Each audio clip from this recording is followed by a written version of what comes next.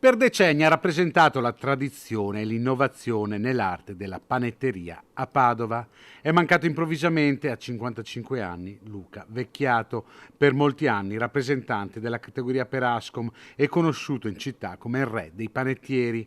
Fatale un infarto ieri in tarda mattinata, inutili i tentativi di rianimarlo da parte dei sanitari. Una famiglia di panificatori, quella di Vecchiato, originari di Vigonza, che ha iniziato a sfornare pane nel 1889 con Serafino, poi con Ferdinando e successivamente con nonno Ferruccio e papà Gianfranco. Nel 1978 il trasferimento nella sede di Piazza della Frutta. Da tutti conosciuto come un innovatore, aveva trasformato le sue panetterie in veri e propri locali con plateatici. Gestiva anche il bar bistrò all'interno del centro culturale San Gaetano. Imprenditoria e sociale, in periodo Covid è stato anima di molte iniziative di solidarietà, portando anche i suoi prodotti ai medici impegnati negli ospedali nei giorni difficili della pandemia. Tutta la città lo saluta con affetto, dal sindaco Sergio Giordani ai rappresentanti delle categorie economiche.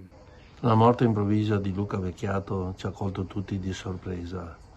Perdere un amico, un collega in questo modo mi sembra che sia veramente qualcosa di tristissimo, specialmente quando perdi una persona che era molto impegnato sia sulla vita associativa che anche sul sociale, ma una persona, un innovatore sempre nel settore della panificazione, un uomo che si è sempre speso anche per la città, per dare sempre un aiuto quando c'era bisogno, quindi me lo ricordo con affetto, ma lo ricordo anche come una persona che mi ha sempre dato carica, che mi ha sempre stimolato nell'andare avanti, nel cercare sempre di dare quel qualcosa in più che era richiesto.